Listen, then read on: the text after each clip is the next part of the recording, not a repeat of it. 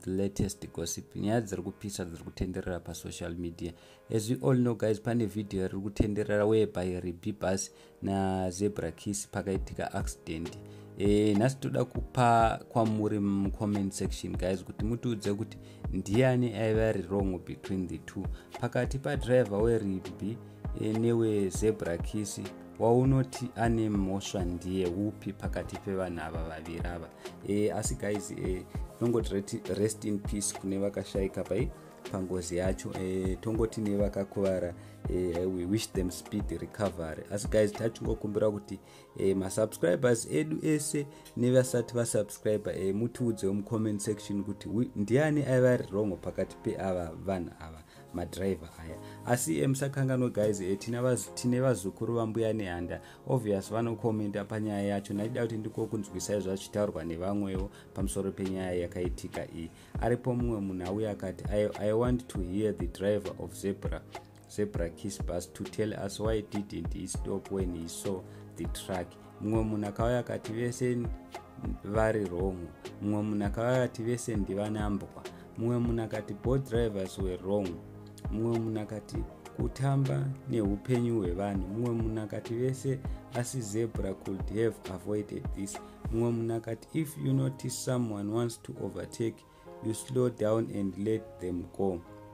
Tailgating without braking, distance is wrong, overspeeding is wrong.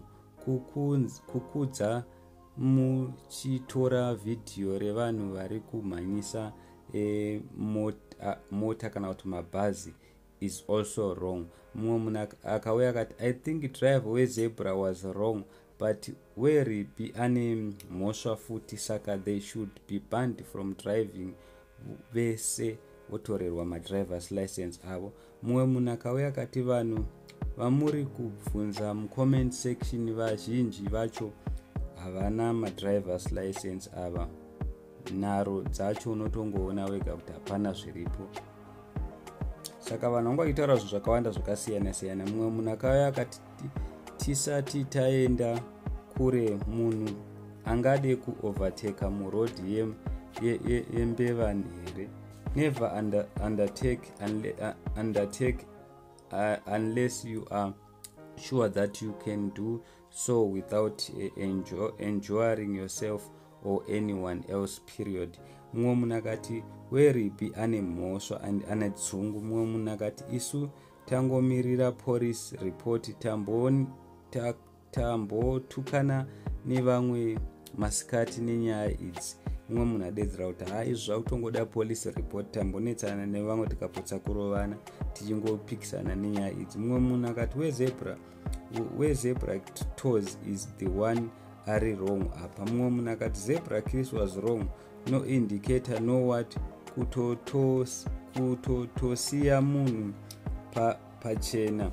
That Rimbi guy was trying to overtake, atoona kuti hazvichaite, akuda kudzokera mulane make futi. Mumwe munhu akati vese imhata. Mumwe munhu akati asikana kamerameni ndofunga aitoona rufu rwake, hazvina hanzi video rinotoshanda kuvakuru. Mumwe munhu ati both were wrong. Rimbi should have given space for a solid braking distance, or maybe ndiri wrong. Mumwe munhu akauya akati vese Rimbi akadi kungoregedza, plus zebra kiss no sign yaisa aita utsinye. Mumwe munhu akati ko arova mheterwa pekupedzisira mupenyu here. Mumwe munhu akati vanhu vasina malicense ndo vari kupamberi mucomment section. Mumwe munhu akati vese reckless driving iyo. Saka guys, nyaya iripo ndekuti if madriver aya achimhanyisana zviritori nani kuti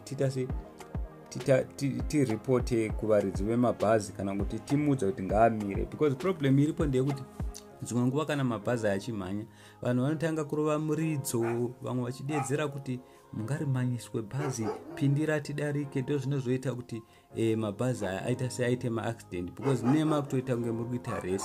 So guys, please tiudzei pa comment section kuti munoti kudii. Thank you so much, I'm out.